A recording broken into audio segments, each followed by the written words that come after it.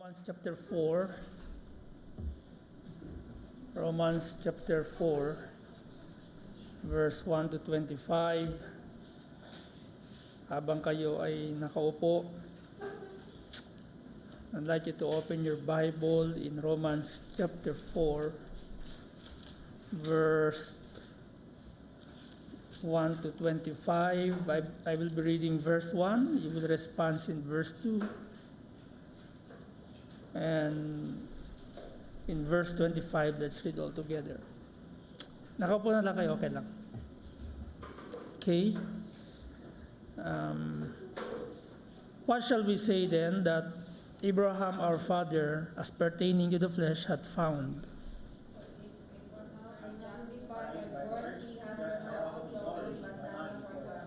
For what saith the Scripture? Abraham believed God, and it was counted unto him for righteousness.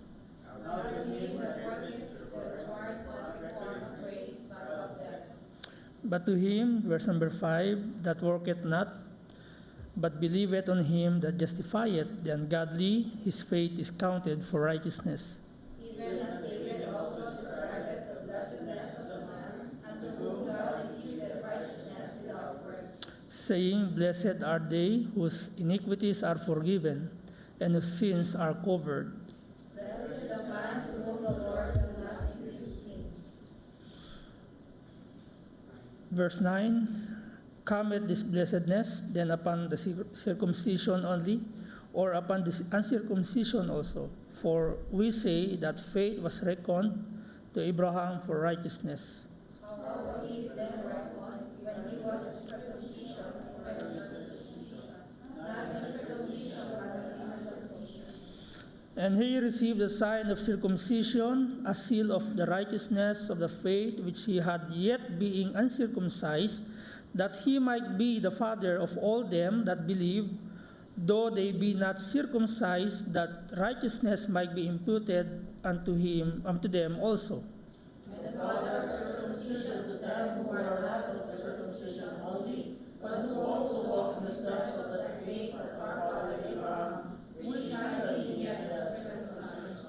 For the promise that he should be the heir of the world was not to Abraham or to his seed, though the law, but through the righteousness of faith.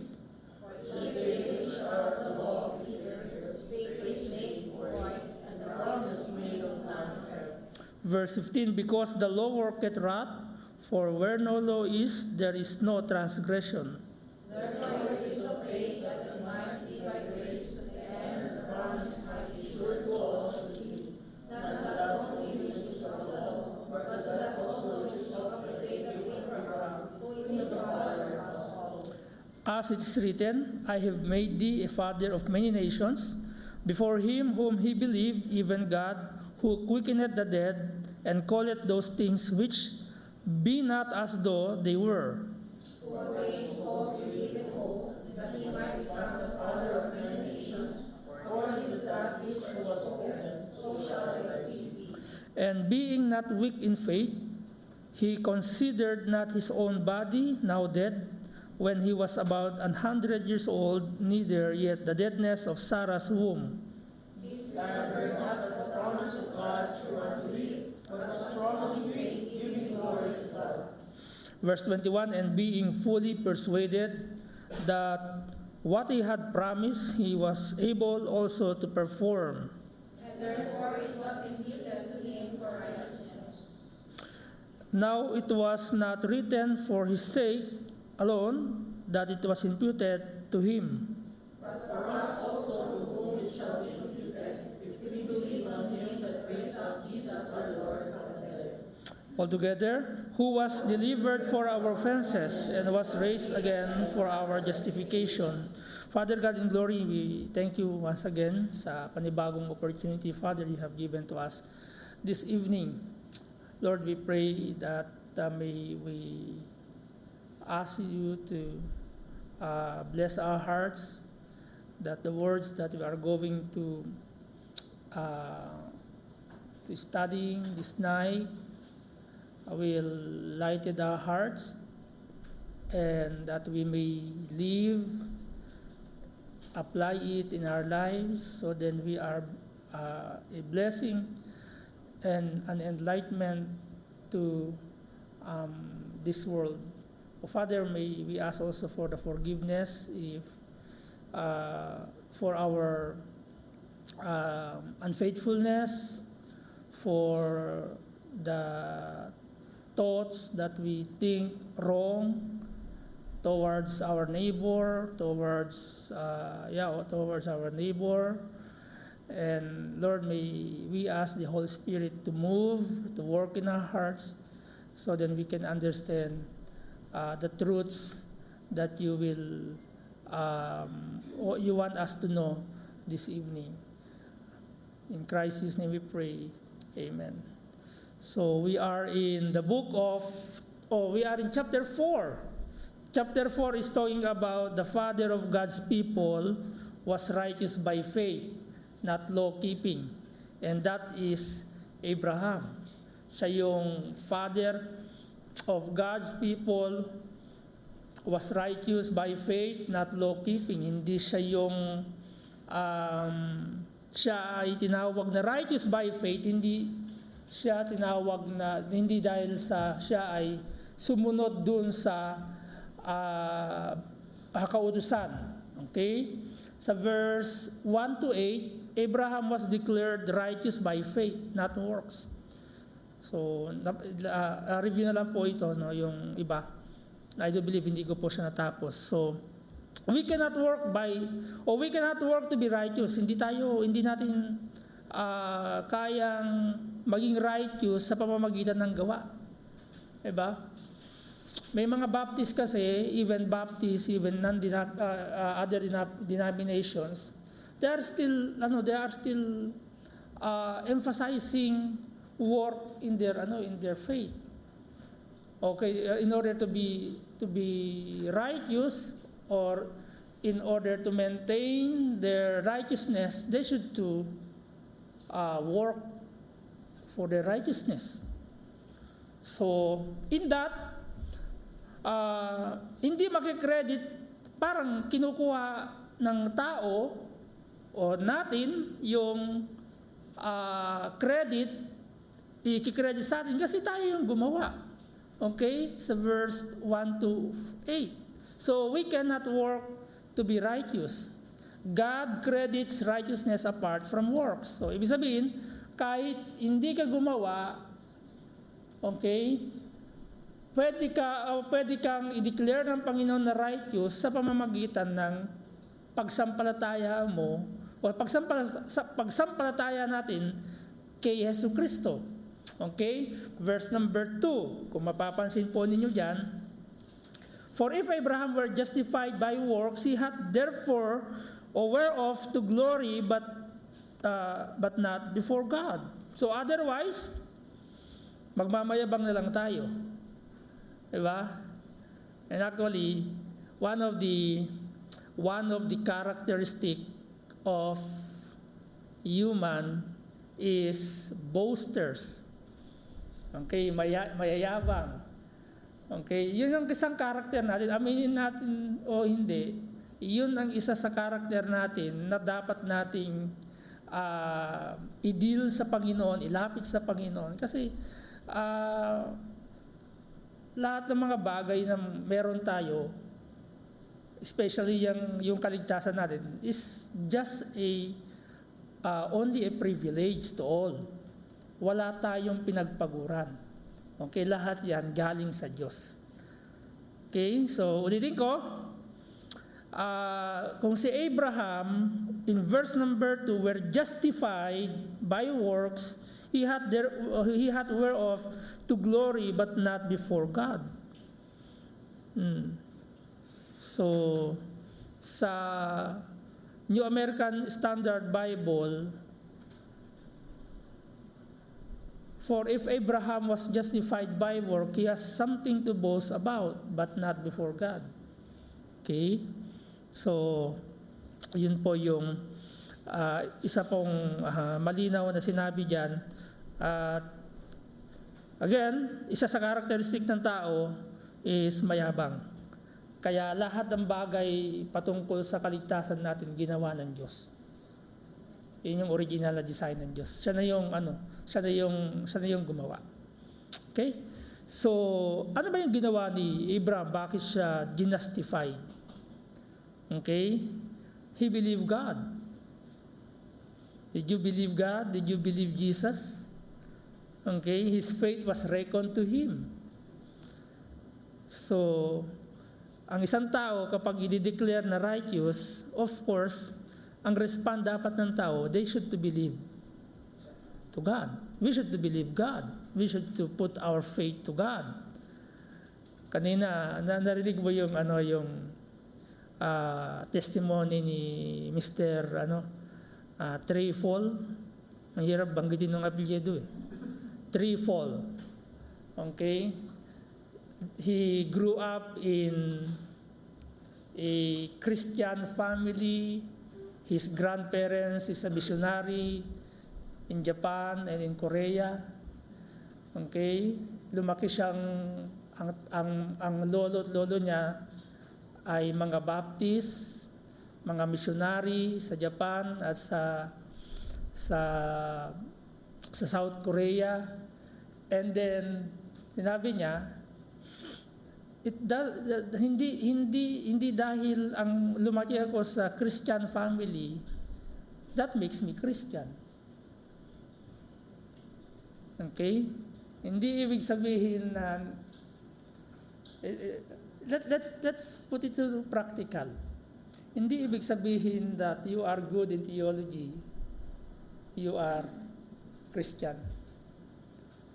Don't you know that commentaries, theology, most of the theologies or nag-doctorate ng theology, they are unbeliever.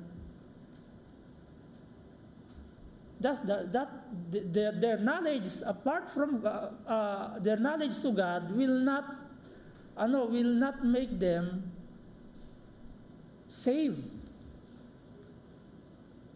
You are a good preacher. Lumaki ka sa Christian family. Kaya there's no advantage of being lumaki ka sa Christian. That's not advantage. There is also a disadvantage. So, our thought, it should be broad. Hindi tayo tumitingin sa status. Hindi tayo tumitingin sa sitwasyon. Maraming commentaries, magagaling yung kailang commentary sa pagpapaliwanag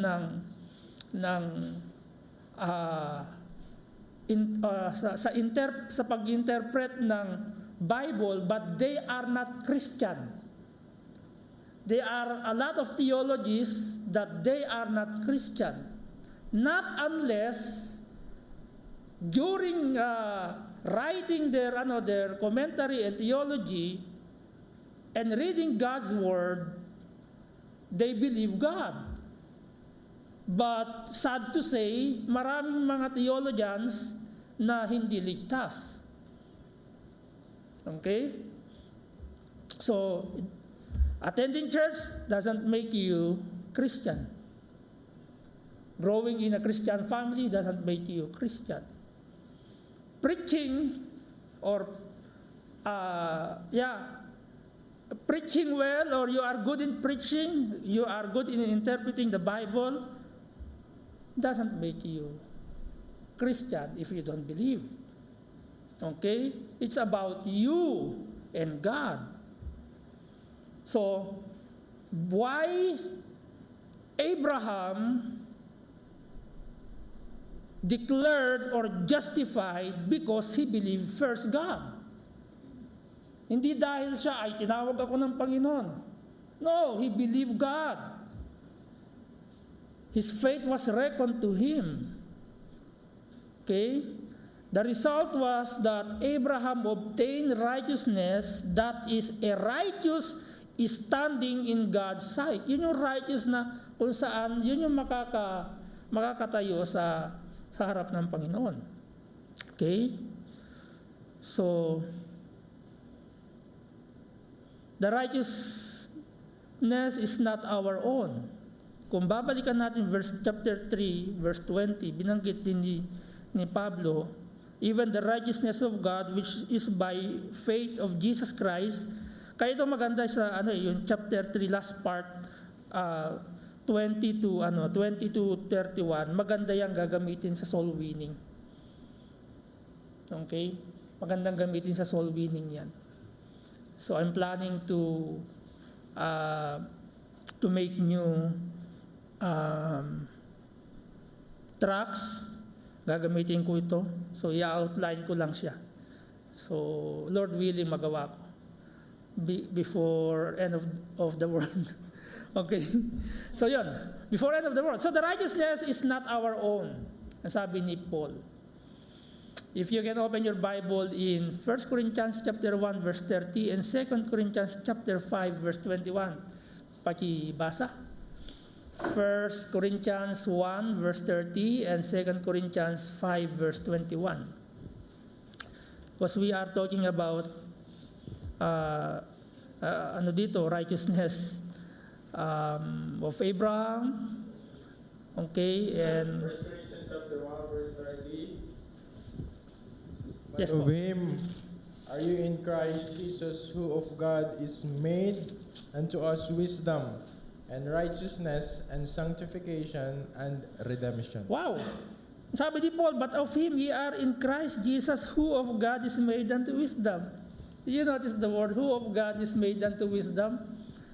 That's why whenever we share the gospel, we share wisdom. Because when we share the gospel, we share wisdom. And again, okay, the personification of wisdom is no other than the Lord Jesus Christ. Siya yung kumakatawan sa karunungan.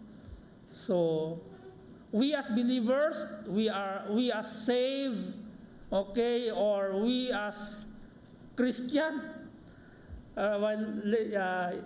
Early in the morning, Brother Benji and I talking while we are waiting to the Moreno family about Christianity. Sabi niya, why, Pastor? There's a lot of fundamentalists. They don't use the word, most of them, they don't use the word Christian. They're just like GLBC, gospel-like Baptist church. There's no Christian, like our church, Christian Baptist Church. Diba? Meron namang iba, Bible believing church, but they are fundamental. Meron din namang iba ay Faith Baptist Church, walang nakalagay na Christian. Meron hindi din gumagamit ng Baptist.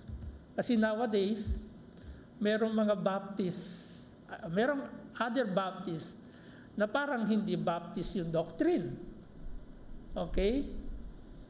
I remember nung kami ay nawalay dun sa main church, kasama ko yung tito ko, naghahanap kami ng church dun sa lugar, sa isang part ng Cavite na lugar na kung saan kami nalipat, na isang church. Nakita namin, Vessel Baptist Church, di pumasok kami, naki-church kami. Kasi wala kaming budget pamasahe, papunta ng church. Malayo yung church, yung mother church eh. Yung mother church. Pagpasok namin, para kaming nagdidisco. Oo, para kaming nagdidisco. Sabi ko, Baptist to, tito, di ba? Grabe yung drums, ang ingay. Tapos, yung song leader, nakamaong na pantalon, alam mo yun, hindi tapos ang pinakamasakit pang tingnan doon, yung mga kasama nila, LGBT. Ay, sabi ko, tapos tayo. Hindi na namin tinapos yung nagpaalam kami pagkatapos ng awitan. Kaya naman kami. Umalis na lang kami. Kasi mahirap eh. Okay, but nakalagay doon Vessel Baptist Church. Di ba? Kaya alam nyo, merong mga hindi na gumagamit ng salitang Baptist.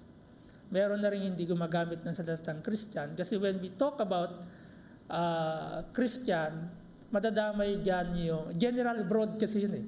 Madadamay dyan yung Catholic, yung Protestant, yung Evangelical, yung Iglesia ni Cristo, yung Mormon, yung Seventh-day Adventist, ano pa, lahat yon. Madadamay sila. Yun ang Christian. Kaya yung iba, alam nila yung stand nila. We cannot blame them because they wanted to be separate. Well, Baptist is known as separatist. Okay, doon tayo nakilala, separatist. Okay, hindi tayo Protestant ha. Baka sabihin, no, Protestant po kami. Hindi tayo Protestant. Merong mga ganyan, tinatanggap sila ay Protestant. Protestant means protest. Nag-protest sila against the Okay? We are not Protestant. Ulitin ko. Kasi pagka ang nakatapat nyo mga Lebanese na mga Christian, are you a Protestant? Okay? Meron akong damit sa beach, sa dagat. Naglalakad ako, naglalakad din siya, nagkasalubong kami, nagkakwentuhan kami. Siya ay Orthodox. Okay, nagtatanong kami, to cut the story short. Sabi niya, are you a Protestant? Kasi I'm trying to share the gospel. Sabi ko, no, I'm not a Protestant. We are a Baptist. First time daw niya narinig yung salitang Baptist sa kanyang buhay. So, pinaliwanag ko sa kanya. So, invite ko siya sa church, pero hindi siya pumunta sa church. Well, saan tayo? So, the righteousness is not our own. Ang sabi ni Paul sa Corinthians, but of Him are ye in Christ Jesus, who of God is made unto us wisdom and righteousness and sanctification and redemption. Wow, which is the word unto us. Oh, God is made unto us wisdom. We praise God for that. Okay, ibig sabihin, the beginning of wisdom sa isang tao is that he that winneth soul is what? Wise. Because the moment that we share the gospel, we share wisdom to them. Okay, yun yung pinakamasarap doon. Nagtuturo tayo ng karunungan sa tao. Okay? So, 2 Corinthians chapter 5 verse 21. Would you please read it?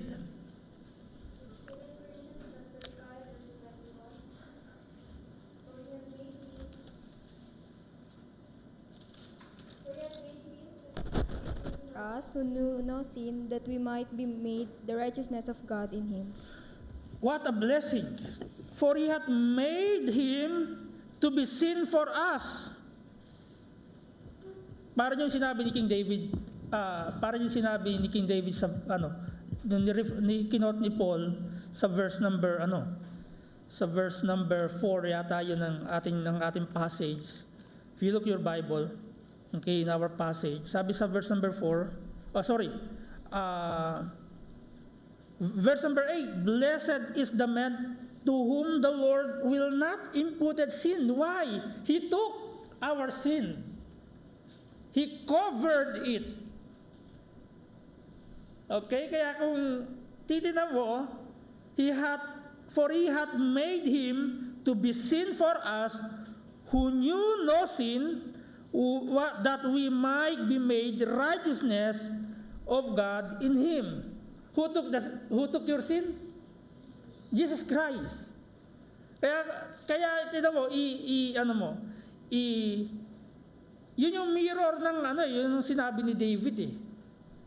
Okay, pinatunayan ni Paul na ang Panginoon Jesucristo yung kumuha ng kasalanan ko at ng kasalanan natin lahat. Okay? So, let's go back to our passage. Salvation would not be a gift if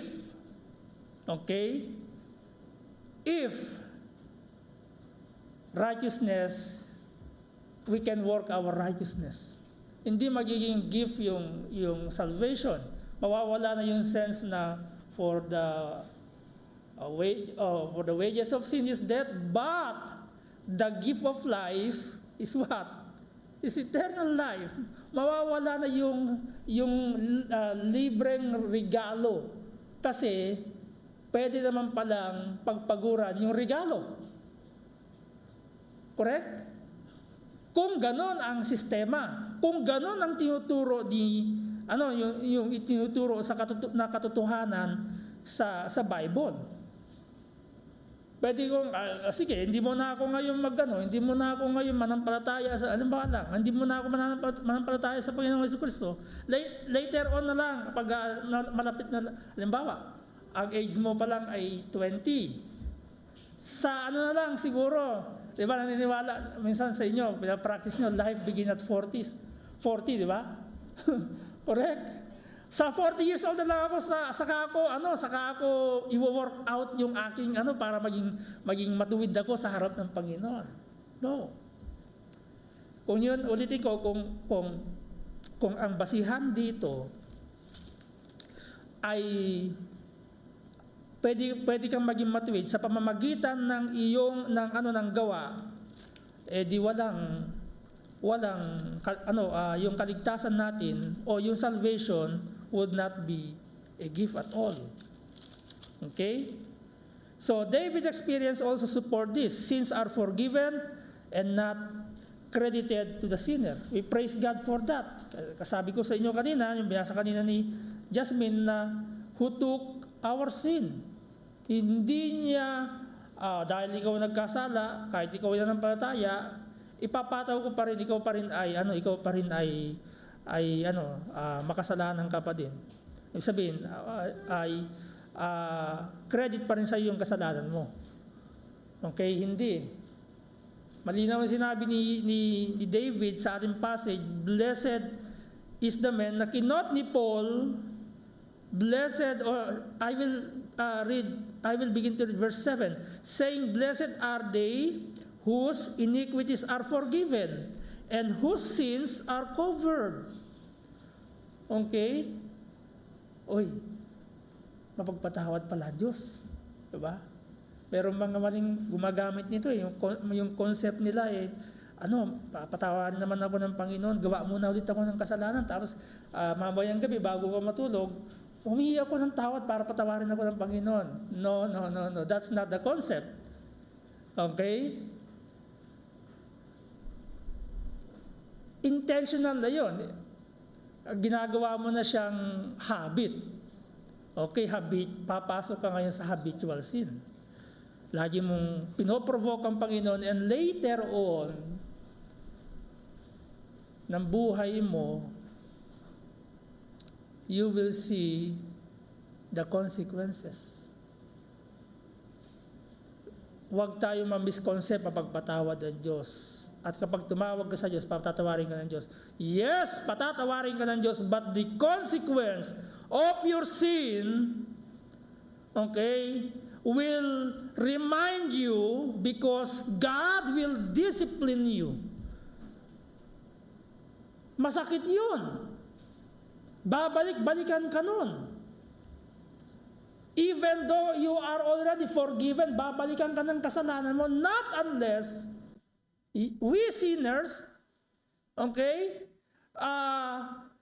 Pastor, may ginawa naman akong kasalanan nun pero bakit hanggang ngayon walang consequence? Baka naman hindi ka talaga anak ng Diyos.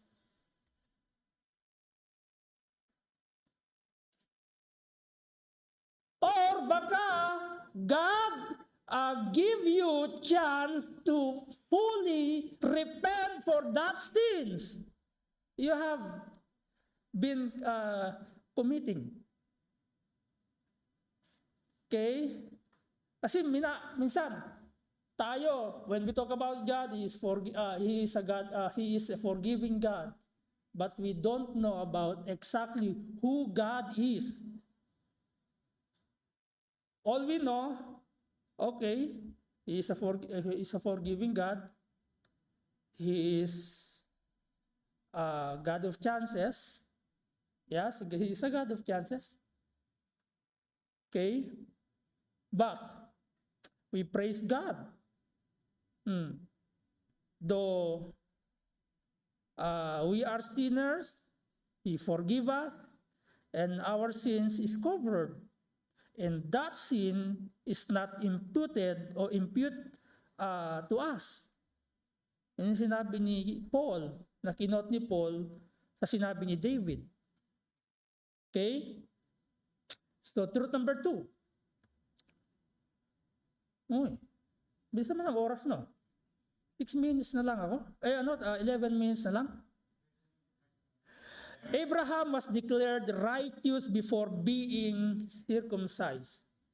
Ito, maraming arguments dito sa pagiging circumcised ni Abraham. But clearly, it is mentioned in the passage, chapter 4, verse 9 to 12.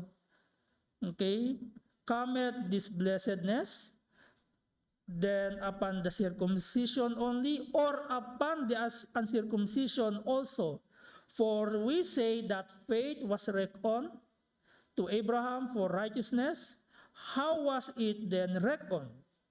When he was in circumcision or in uncircumcision? Not in uncircumcision, but in uncircumcision. Okay, verse number 11, and he received the sign of circumcision, a seal. Look at the word, a seal.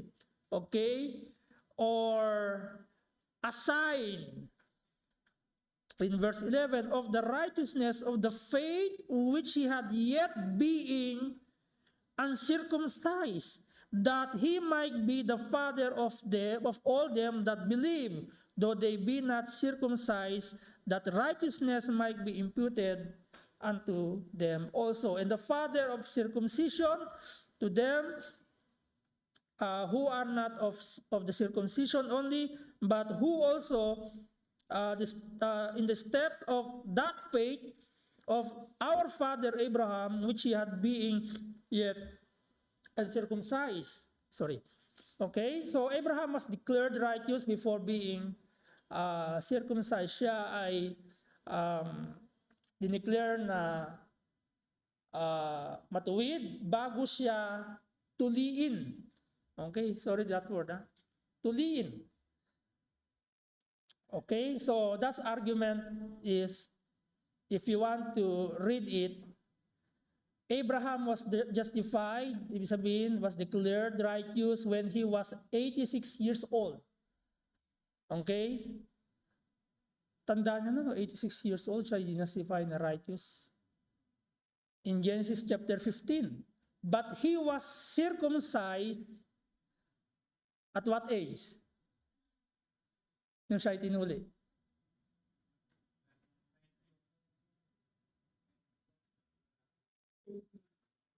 Siya ay dineclare na righteous dahil nanampalataya siya sa Diyos at the age of 86. Okay? Pero siya ay itinuli at what age? At the age of 99. Genesis chapter 17 verse 24. Okay? Sige, buksan natin. Genesis 17, 24.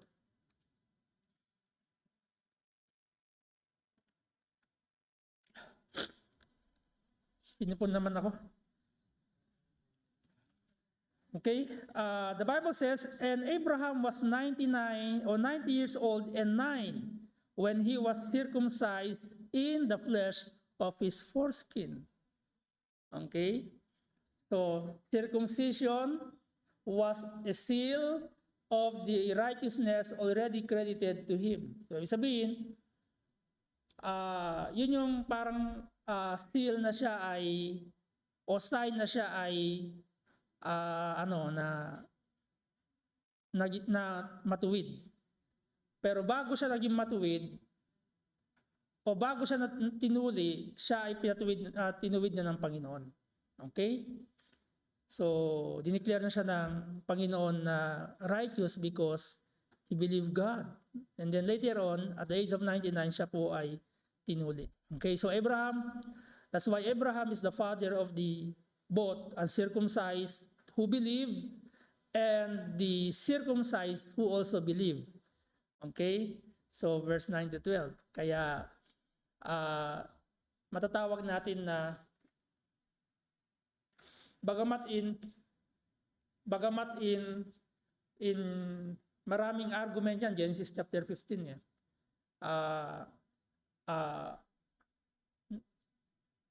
Nadamay yung Gentiles sa blessing na pangako ng Panginoon kay Abraham dahil dun sa pagsunod niya.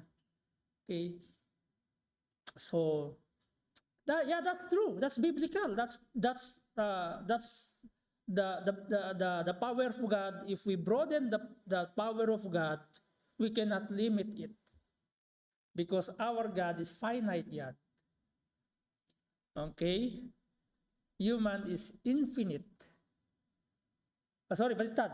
We are our God is infinite God. And we are finite or finite. Sabihin, may hangganan lang yung ating kakayanan. Ang Diyos walang hangganan. Okay? So everything, kaya, in chapter 15, kung babasahin nyo, nandiyan yung pangako ng Diyos kay Abraham. Hanggang sa mga generations, okay, how many generations from now? Correct? Yung you.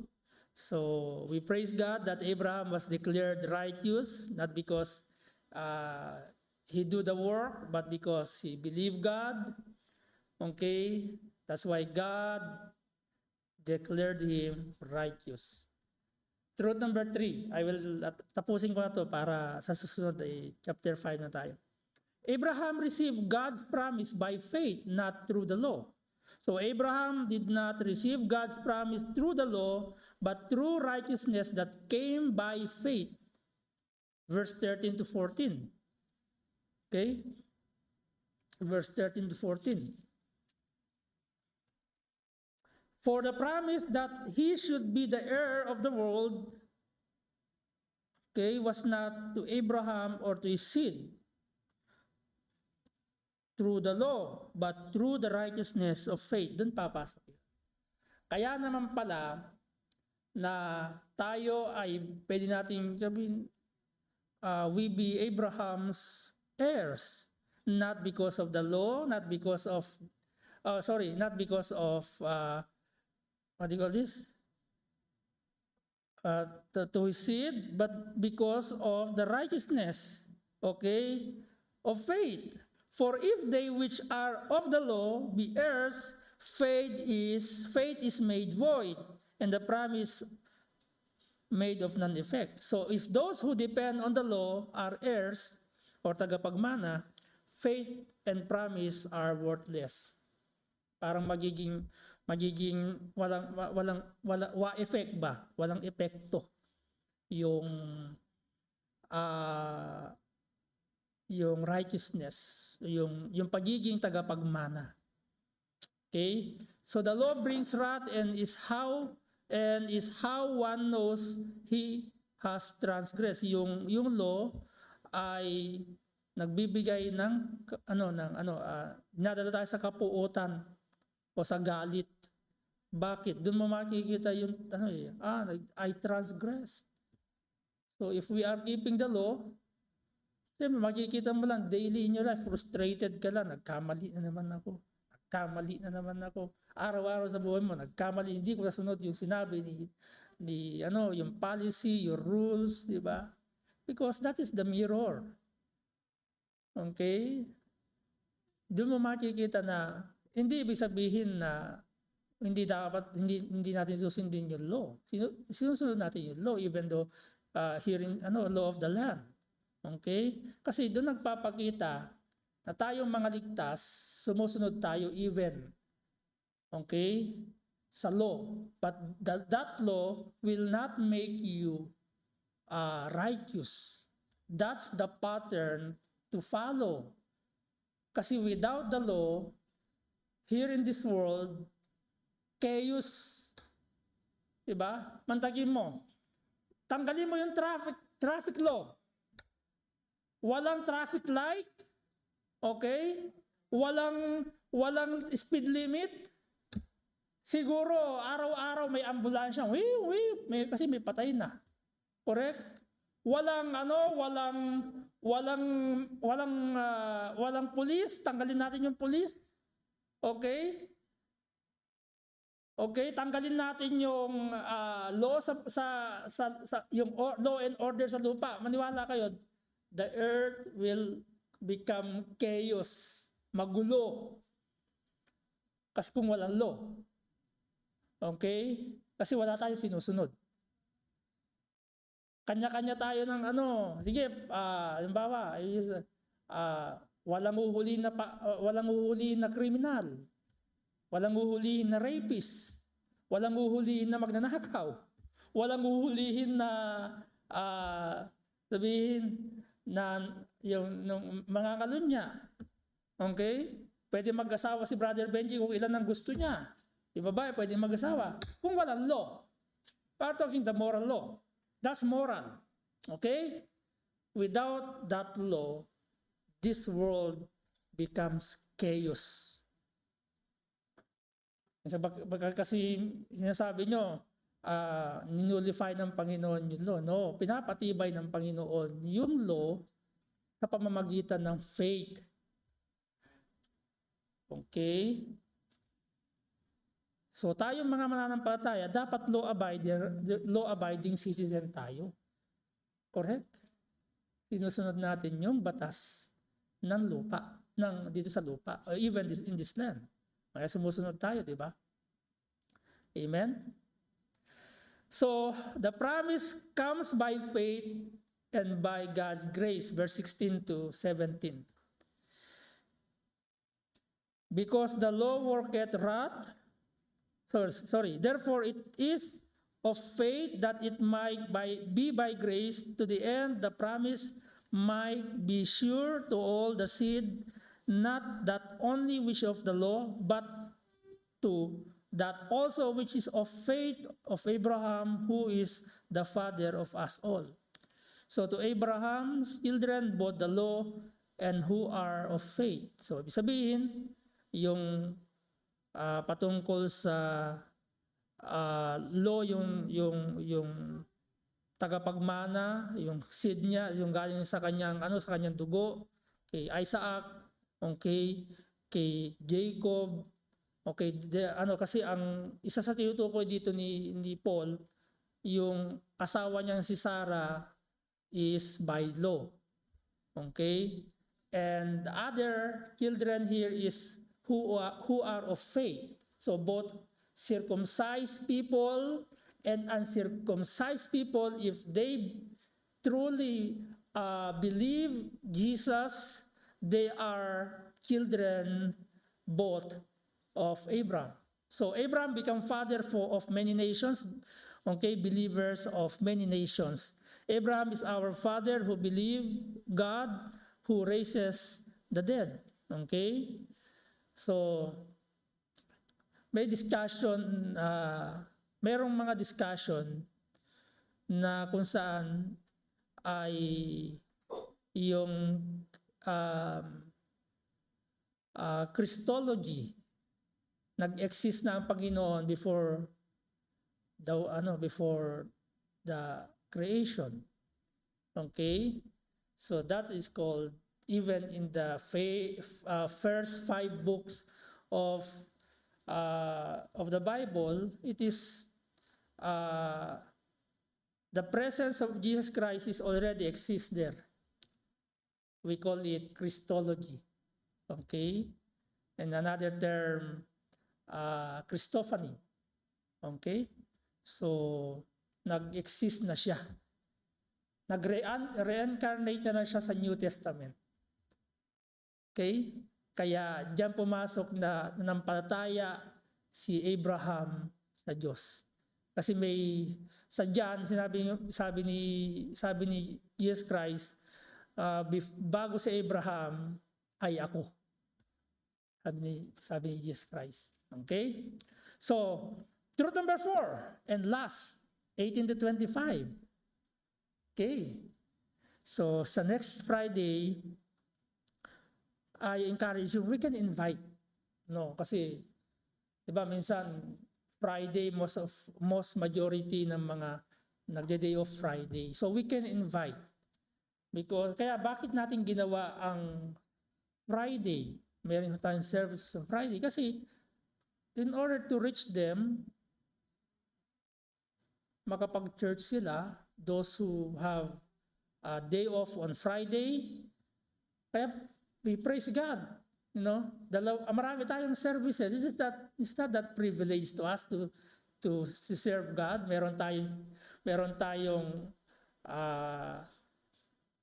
Tuesday, meron tayong Friday, meron tayong Sunday. Kinokop natin. Kasi iba kasi sistema sa Pilipinas kaysa dito. Sa Pilipinas, meron silang midweek prayer meeting every Wednesday and Sunday. And Sunday minsan sa province, ang Sunday doon umaga lang. Diba? Sa probinsya, umaga lang yung service, sa gabi wala na. Sa apart naman sa NCR naman, sa ibang part ng NCR, hanggang gabi meron sila. So, dito privilege natin yun. Okay?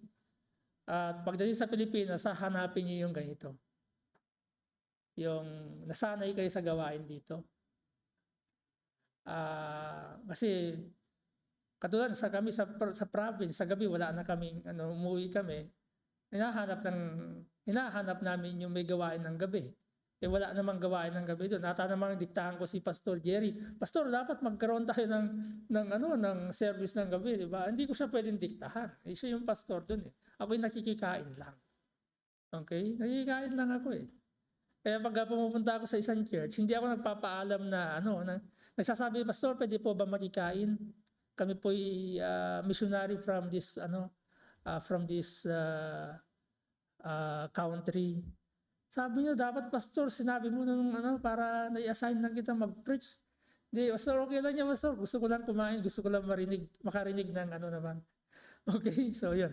So, verse 18. We will end in this passage.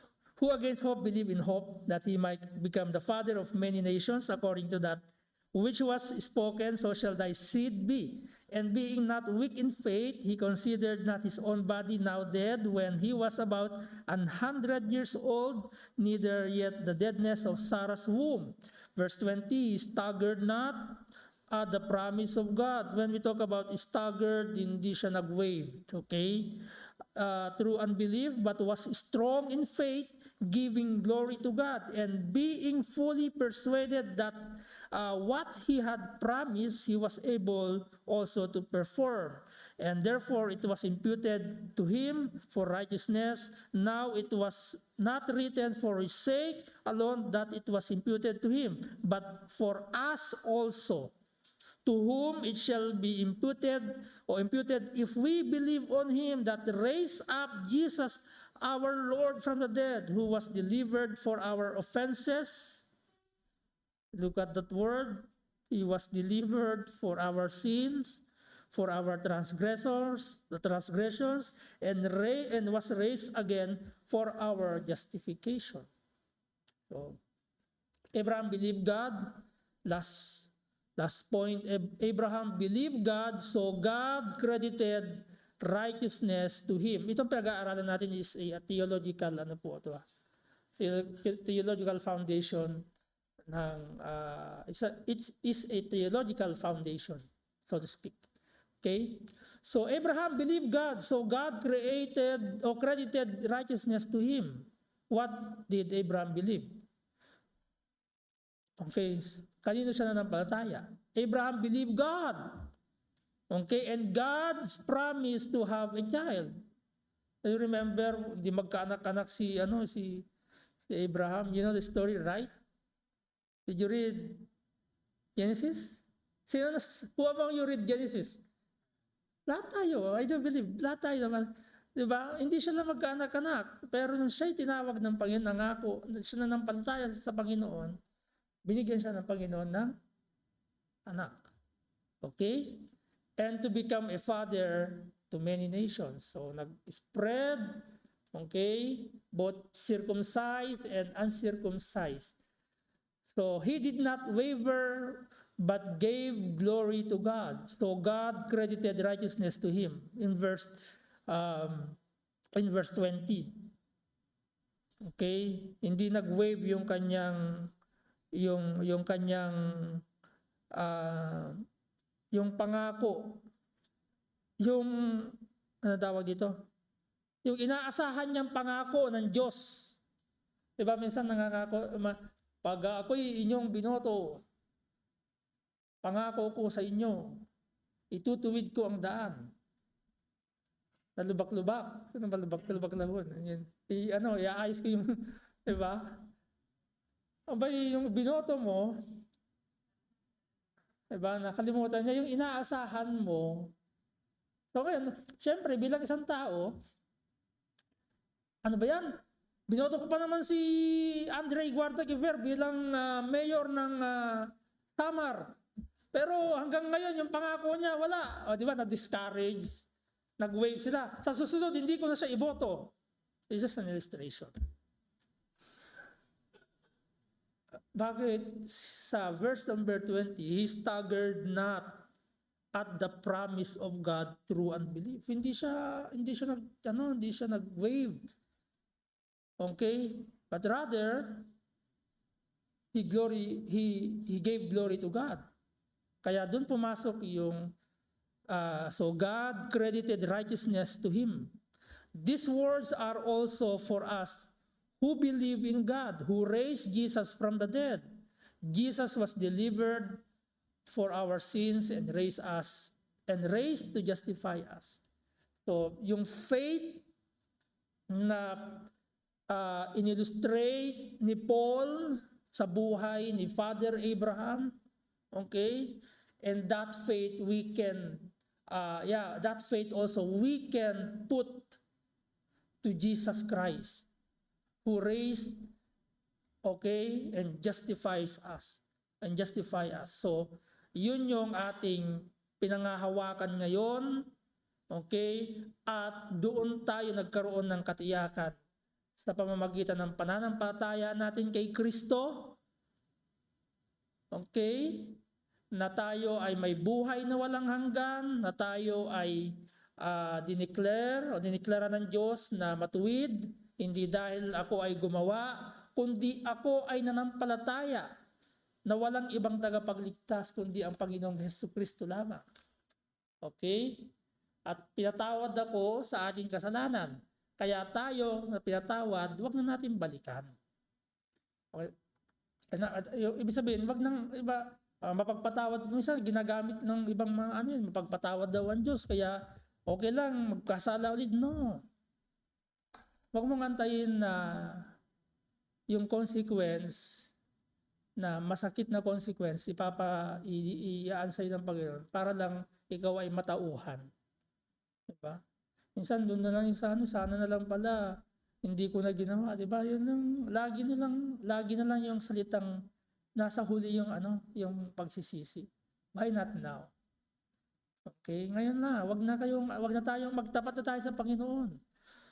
Okay? Kalimutan na natin yung mga bagay na yung desire ng ating flesh at yung desire ng ating mata at yung pleasure ng ating flesh. Lust of the eye, yung desire natin, lust of the flesh, okay, yung pleasure ng ating physical na pangangatawan. All right, so thank God for that. So God credited the righteousness to you when you put your faith to God. So that's very talagang very practical to use this passage to share the gospel to those who are not yet saved. So tayo pong lahat ay tumayo. Let's go to God in prayer. Father God, in glory,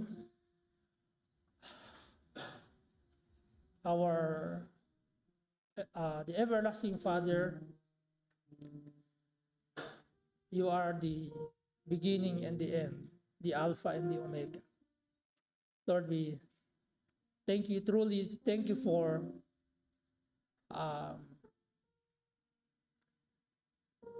the mercy, the grace you have bestowed to us, na kung saan, Panginoon Diyos, ay binigay mo ang inyong bugtong na anak na si Yesu Kristo para akuin yung amin pong mga kasalanan. At kami ay i-declare mo righteous sa pamamagitan ng aming pong pagsampalataya sa Panginoong Yesu Kristo. And that promise is true. It was written many times in the Bible na whosoever believeth to Jesus Christ should not perish but have everlasting life. Thank you for the assurance of salvation, Lord. Thank you for the promise of eternity. That someday, after this temporary life, there is eternity. There we spend our eternity. Lord, we pray that as believers, help us also to share that promise, that faith to our loved ones, to our friends, to our co-workmate, to our classmate, to our neighbors. So then also, yung pangako na yun, kapag tinanggap nila kayo, sila din, Panginoon, ang makakatamo. Salamat, Panginoon, sapagkat pribileyo namin na mga Kristiyano ang maghayag ng Ebanghelyo ni Kristo. Tulungan niyo pong bawat isa. Ang lahat ng ito ay dalangin po namin sa matamis po lamang na pangalan ng inyong pong anak na si Yesu Kristo. Amen. Alright, good evening po sa inyo lahat. God bless you and see you on Sunday. Good evening, Sister Jean, Brother Benji, and Sister Arlene Joy Gabating, CBC Kuwait.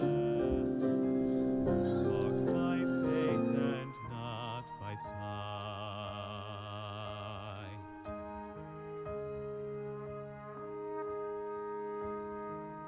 By faith our fathers roamed the earth, with the power of his promise in their hearts, of a holy city built by God's own hand, a place where peace and justice reign. We will stand as children of the promise. We will fix our eyes on Him, our soul's reward, till the race is finished and the work is done. We'll walk by faith and not by sight.